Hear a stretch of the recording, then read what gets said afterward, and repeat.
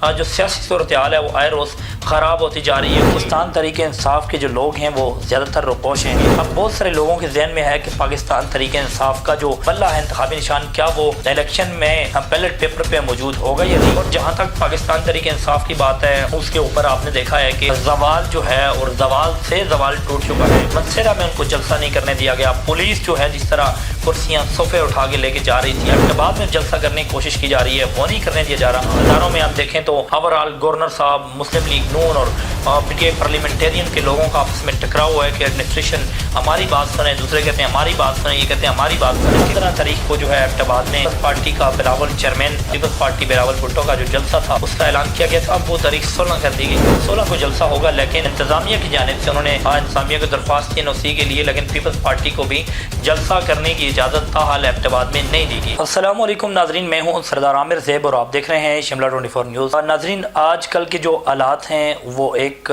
گہما گہمی ہے، مختلف قسم کی چہمگوئیاں ہیں، اور اگر ہم بات کریں ایبٹ آباد کی سیاست کے حوالے سے تو ایبٹ آباد میں مختلف جو ہیں وہ سرگرمیاں بھی نظر آتی ہیں۔ ایک طرف ہم اگر بات کریں پاکستان تحریک انصاف کی تو پاکستان تحریک انصاف کے جو لوگ ہیں وہ زیادہ تر روپوش ہیں اور وہ منظر عام سے غائب ہیں۔ ظاہر ہے مختلف لوگ پاکستان بھر میں ایسے ہی ہے پاکستان تحریک انصاف کے حوالے سے اگر بات کریں، جبکہ دوسری جانب اگر بات کریں تو پی ٹی آئی پارلیمنٹرین کے سردار شیر بہادر صاحب بڑے ایکٹیو ہیں، تو میدان میں بھی موجود ہیں، بیوروکریسی میں بھی موجود ہیں، مختلف جگہوں پر نظر آتے ہیں۔ جبکہ تیسری جانب مسلم لیگ نون کی بات کریں تو ملکی لیول پہ تو مسلم لیگ نون کا بڑا ایک امیج بھی دکھایا جا رہا ہے، نظر بھی آ رہا ہے کہ وہ آئندہ الیکشن میں ان کو کم بیک کرانے کے لیے بھی کچھ شاید پالیسی بھی بنائی جا رہی ہے۔ لیکن ہزارہ میں ایبٹ آباد کی خاص کر کے بات کروں گا کہ ایبٹ آباد میں کوئی خاص ایکٹیویٹی نظر نہیں آ رہی۔ ایک دو ان کے جو رہنما ہیں ان کی انوالومنٹ بھی نظر آتی ہیں اداروں میں بھی، اور باقی بھی گراؤنڈ پر بھی موجود ہیں۔ سردار اورنگزیب نلوٹھا صاحب عوام میں موجود ہوتے ہیں، مرساج وید عباسی صاحب بھی ایکٹیو ہیں، جبکہ جو ناراض جو گروپ ہے وہ فی الحال اس وقت تک خاموش ہے۔ اس کی کیا وجہ ہے یہ بتاتے ہیں۔ لیکن جو سب سے امپارٹنٹ چیز ہے وہ یہ ہے کہ یہ جو الیکشن ہونے جا رہے ہیں اس میں کیا ہونے جا رہا ہے۔ 8 فروری جو ہے الیکشن کی ڈیٹ منسوخ ہو گئی ہے۔ آئندہ ماہ جو ہے اس کا شیڈول بھی جاری کر دیا جائے گا الیکشن کمیشن ذرائع کے مطابق۔ لیکن یہاں یہ ہے کہ 30 نومبر کو تقریباً یعنی ہم اگر یہ بات کریں کہ 22 دن کے بعد جو ہے وہ یہ جو حلقہ بندیاں ہیں ایبٹ آباد کی، جن کے اوپر یہاں جو ہیں ان کو چیلنج بھی کیا گیا، پٹیشن بھی دائر ہوئیں، تو 30 نومبر کو حتمی فیصلہ جو ہے وہ سنایا جائے گا الیکشن کمیشن کی جانب سے، اور باقاعدہ طور پہ یہ فیصلہ دیا جائے گا اور حتمی جو ہے وہ لائے عمل طے کر لیا جائے گا۔ اس کے بعد کسی قسم کی حلقہ بندیاں ان میں کوئی تبدیلی نہیں آئے گی۔ پہلی تو یہ چیز ہے کہ روشن امکانات موجود ہیں کہ جو حلقہ بندیاں ہیں ان میں جو پرانی حلقہ بندیاں تھیں، جس طرح 2020 کے بعد جن کو چیلنج کیا گیا تھا، 2022 کے بعد، تو وہ دوبارہ جو ہیں وہ ان کو ریورس کر لیا گیا تھا۔ تو دوبارہ یہی جو ہے وہ ایک مرتبہ پھر اس کے امکانات ظاہر کیے جا رہے ہیں اور بہت ساری دلیلیں جو ہیں وہ پیش کی جا رہے ہیں، اور الیکشن کمیشن نے اس کو پہلے جو ہے وہ ریورس کیا بھی تھا، اب بھی یہ کہا جا رہا ہے۔ لیکن ابھی تک جو ہے کسی کو نہیں پتا پاکستان تحریک انصاف کا کون سا امیدوار ہے، کسی کو نہیں پتا کہ مسلم لیگ نون کہاں کھڑی ہے، پی ٹی آئی پارلیمنٹرین کہاں کھڑی ہے، اور الیکشن کون لڑے گا۔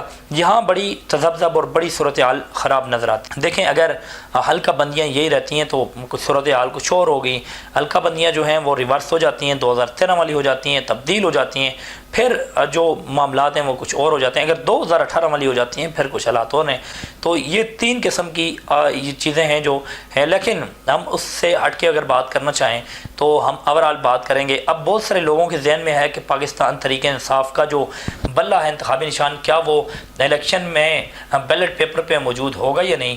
اس حوالے سے میں نے پاکستان تحریک انصاف پارلیمنٹرین کے جو چیئرمین ہیں پرویز خٹک صاحب، جب ان کا ایبٹ آباد میں دورہ تھا تو میں نے ان سے پریس کانفرنس کے دوران سوال کیا۔ ان سے 2 میں نے سوال کیے۔ ایک سوال میرا یہ تھا کہ آپ کے حوالے سے یہ تاثر ہے کہ آپ جو اسٹیبلشمنٹ ہے اس کی چھتری کے سائے تلے جو ہے آپ سیاست کرتے ہیں، کیا یہ تاثر درست ہے؟ میرا ایک پہلا ان سے سوال تھا، تو ان کا جواب تھا کہ اسٹیبلشمنٹ کسی کو جو ہے وہ جتا نہیں سکتی، اور ہمارے تعلقات ضرور اچھے ہیں لیکن سائے کے نیچے، یہ چھتری کے نیچے سیاست کرنے والی بات یہ درست نہیں ہے۔ تو دوسرا جو میرا سوال تھا، میں نے کہا کہ پاکستان تحریک انصاف کا جو انتخابی نشان ہے جو بلہ ہے وہ الیکشن میں بیلٹ پیپر پر موجود ہوگا یا نہیں، لیکن اس کا انہوں نے کوئی خاطر خواہ جواب نہیں دیا۔ انہوں نے کہا میرا کام نہیں، الیکشن کمیشن کا کام ہے۔ الیکشن کمیشن یہ کہہ چکا ہے، نگران وزیر اعظم کہہ چکے ہیں کہ جی یہ تو سب کا حق ہے، اور اس حوالے سے مارچ میں سینٹ ختم ہو رہا ہے، اور اگر سینٹ ختم ہوتا ہے تو آئینی لحاظ سے، سیاسی لحاظ سے، جمہوری لحاظ سے ایک بحران پیدا ہو جائے گا، اور جو الیکشن ہے اس میں واضح امکانات ہیں کہ الیکشن 8 فروری کو یا فروری کے مہینے میں الیکشن ہوگا۔ تو اب یہ ہے کہ مختلف جو ہیں جو سیاسی رہنما میدان میں آ چکے ہیں، پی ٹی آئی پارلیمنٹرین بھی اپنا ساکھ بچانے کے لیے جو ہے انہوں نے، شربادر صاحب آ چکے ہیں۔ اب دیکھنا یہ ہوگا کہ سردار عتیق ادریس ان کے ساتھ شامل ہوتے ہیں، اسحاق زکریا کے حوالے سے جو ہے کچھ آلریڈی جو بات چیت چل رہی تھی وہ آتے ہیں، یا جو بستی شیر خان گروپ ہے کیا وہ پی ٹی آئی پارلیمنٹرین میں شمولیت اختیار کرے گا۔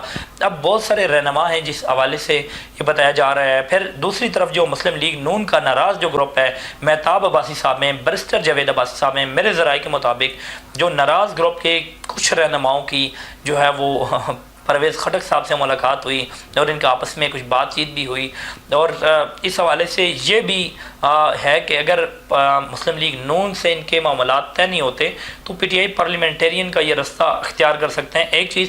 دوسرا یہاں یہ بھی آپشن ہے جو زیر غور ہے، جو ان کو جمبا گروپ کہہ رہا ہے کہ آزاد حیثیت سے الیکشن لڑ کے آپ اس کے بعد کوئی فیصلہ کریں، فی الحال آپ آزاد حیثیت سے الیکشن لڑیں۔ تو اگر یہ نون لیگ میں جو گروپ بندی اگر یہ بھی ختم نہیں ہوتی تو نون لیگ کے مرتضی عباسی کے لیے اور ان کے جو رہنما ان کے لیے بھی ایک خطرے کی گھنٹی تو ضرور ہوگی۔